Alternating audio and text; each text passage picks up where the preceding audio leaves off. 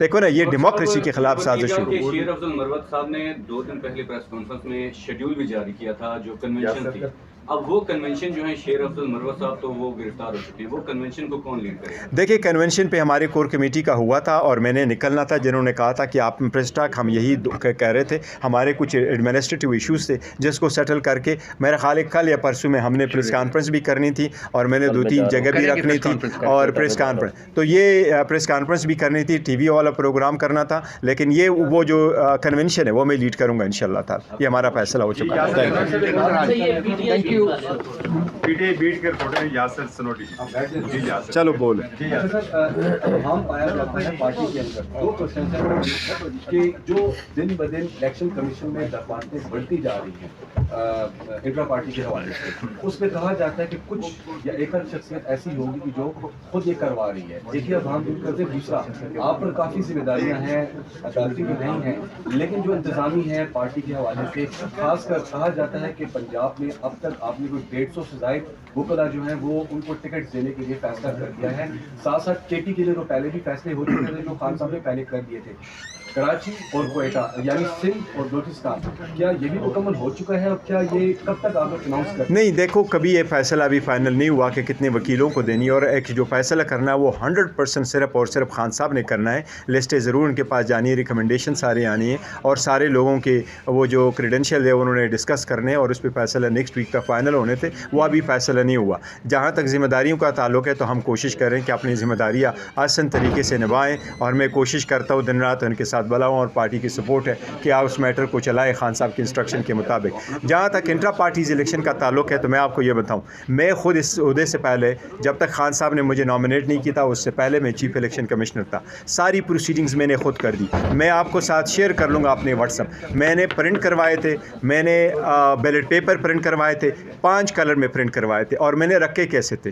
White रखा था central के लिए, सी क्लियर, ब्लू रखा था बलूचिस्तान के लिए, ग्रीन रखा था KPK के लिए, सिंध के लिए रखा था सुर्ख। तो हमने सारी कार पूरी करवाई थी। हमारे पास वोटर जो रजिस्टर वोटर है PTI के पास, सबसे बड़ा स्ट्रांगेस्ट पॉसिबल वोटर बैंक है, वो है 8,37,950। मैंने आपको एग्जैक्ट फिगर दिया, हम आपको डिस्प्ले करके बताएंगे कि राबता ऐप हमारे पास कितना है। हमने क्या किया, 29 तारीख को हमने आपके इस कैमरों के सामने हमने अनाउंस किया 2 तारीख को इलेक्शन होंगे। 30 तारीख को इलेक्शन कमीशन से सिक्योरिटी मांगी। 30 तारीख को KPK पुलिस को कहा ये हमारे वेन्यू है, इस जगह पे होंगे। 1 तारीख को सारे डेलीगेट्स आए, हमारे ऑफिस में सारे डेलीगेट्स मौजूद हैं। आपके TV चैनलों पे जो चला है उसमें भी ये सारे मौजूद थे।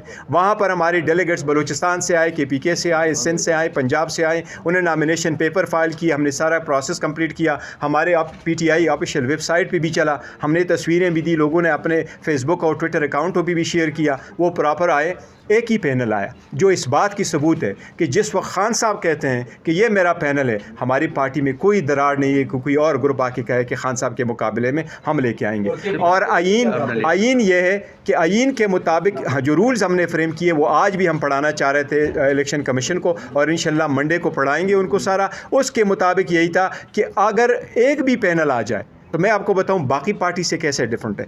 हमारे कॉन्स्टिट्यूशन के मुताबिक पार्टी के जो रूल्स बने उसमें भी है कि अगर एक पैनल भी आ जाए तो इलेक्शन कमिश्नर रिज़ल्ट अनाउंस नहीं करेगा, वो इंतज़ार करेगा कि इनको वोटर एवेन्यू पे ले जाएं और वहाँ लोगों से पूछें कि मेरे पास एक पैनल आया, अभी तो किसी का इतराज़ नहीं है। अगर वहाँ भी इतराज़ ना हो तब वो अनाउंस करेगा कि ये डिक्लेयर्ड है। सो मैं समझता हूँ 1960 से ये कानून चला आ रहा है, सारी पार्टी इलेक्शनें करवा रही हैं। वो सारी पार्टी इलेक्शन करवा करके जमा करती है 175 पार्टी। हमारे इलेक्शन सबसे बेस्ट हुए हैं। मैंने आज भी इलेक्शन कमीशन से रिक्वेस्ट की है कि काइंडली आप हमें ये सी सज़ा ना दे जिसकी आपसे तवक्को नहीं की जा सकती है कि आप हमें बैट रिफ्यूज़ कर दे। 70% लोगों का बुनियादी हक़ है, लिहाजा हमें बैट का सर्टिफिकेट आप इशू कर ले और हमारे इलेक्शन जो हमने कराए ना कराए हो तो आप बताएं, हमने कराए और हर स्टेप को द वे जो है ना हमने आइन और कानून के मुताबिक किया है। लिहाजा इस प्रोसेस को कंक्लूड करें।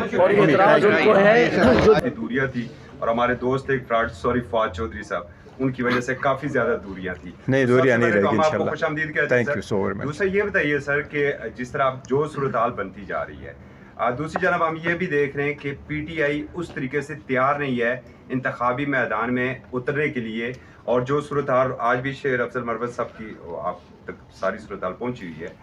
पार्लिमानी बोर्ड उस तरह एक्टिव नहीं है, दरखास्तें अब तक उस तरह नहीं पहुंच सकी हैं, तो ये तैयारियां कब तक पूरी हो सकती देखिए, जहाँ तक PTI है तो हम तो सिर्फ इंतज़ार करते पोलिंग डे की, हमारी तैयारी मुकम्मल है, एप्लीकेशनें हो चुकी, कैंडिडेट फाइनल हो चुके हैं, नेक्स्ट वीक तक तो हमने इशू भी करना शुरू कर देना था। और जहाँ तक लेवल प्लेइंग फील्ड की, तो आप एब्सोल्युटली राइट है, शेख अफजल मरवत को गिरफ़्तार किया, मैंने उसकी बड़ी सख्त मजम्मत की है। हमने इलेक्शन कमीशन को चार्टर ऑफ डिमांड में लिखा था, हमने इन राइटिंग लिखा था, जब हमारी डेलीगेशन गया था, मैं उस डेलीगेशन का हिस्सा था। इलेक्शन कमीशन के सामने हमने ये रिक्वेस्ट रखी थी कि आप मेहरबानी कर लें, आप जितना लेवल प्लेइंग फील्ड बाकी पार्टीज़ को दे रहे हैं उसी तरह का आप हमें दें। अदरवाइज़ हमारा तो राइट ये है कि हम लार्जेस्ट पार्टी है पाकिस्तान की, हमें सबसे ज़्यादा सपोर्ट मिलने चाहिए, लेकिन अगर ज़्यादा नहीं भी मिलती तो एटलीस्ट एक बराबरी के हिसाब से मिलने चाहिए। जो आप एक तरफ जिससे एक पार्टी को आप इस वक्त नवाज रहे, उनको जो सहूलतें मिल रही हैं, वो जो आ रहे हैं उनको लाइव आप दिखा रहे हैं। हमारे चार्टर ऑफ डिमांड में ये भी था कि पिमरा को भी डायरेक्शन दी जाए, हमें भी लाइव कवरेज उतनी ही मिले जितनी उनकी है,